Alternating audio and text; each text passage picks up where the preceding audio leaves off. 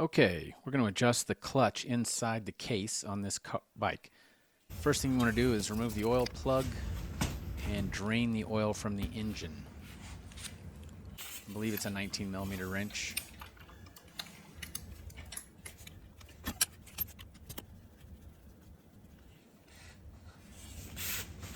After you drain the oil, you want to remove the oil filter. It's a 8mm, I believe, and I think it's a size 6 Allen head. Pay special attention to where these come from because all of the different bolts are different lengths.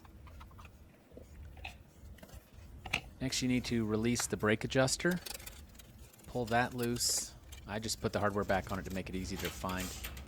That will allow the brake lever to come down. You want to undo the 2 springs, and then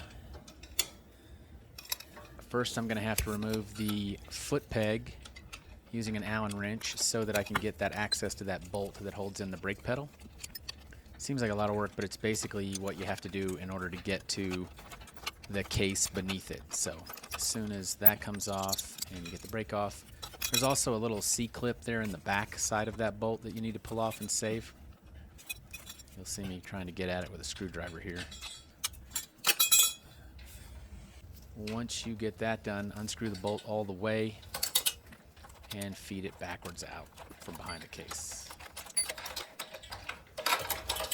Next thing is just removing an awful lot of 8mm bolts. I uninstall them using an electric tool, but I generally don't put them all the way on using that because I don't want to strip anything. So, and again, what I usually take is a little cardboard cutout and draw a shape of the case on it, and then when I put the screws on it, I put the screws in the same place where they would go on the case so I remember what links go where. There's also a gasket there, so be careful pulling it out. That is the clutch basket where all your clutch discs and plates are.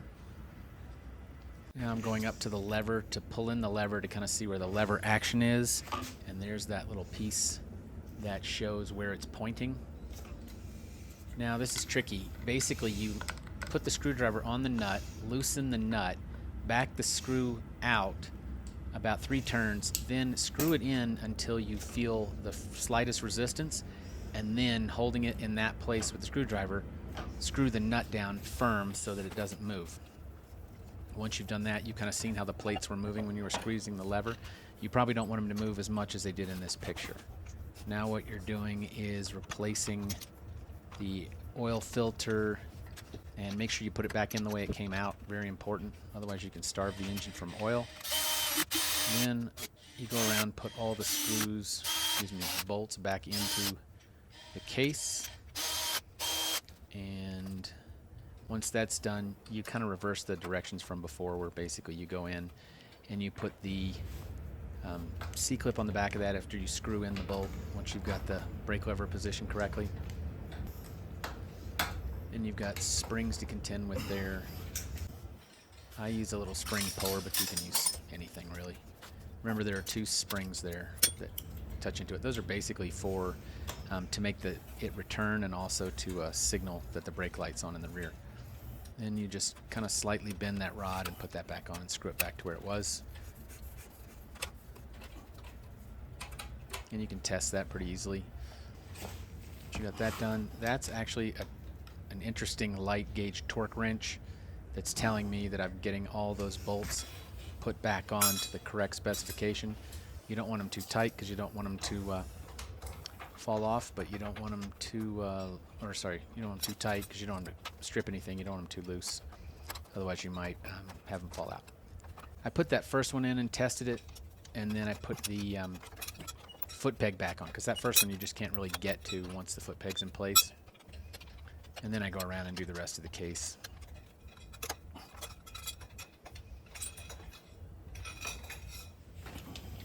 Now I make sure that the oil drain plug is on to spec. You heard it click. So that's torqued properly. You don't want to over torque that either. You can strip that out. You definitely don't want to strip your case. Now we're just putting the oil back in the engine. I think it takes a little over a liter, but on the side of the engine you'll see this little fill measure. You see that upper and lower line on the lower left and upper right. That tells you that you got it in the right place. And then you don't have to remove the tank or anything like that. I was just doing it because I had it pulled apart anyway. So no need to mess with any of this stuff. And that is it. You can roll it out of the garage and crank it, and then test the clutch. Good luck.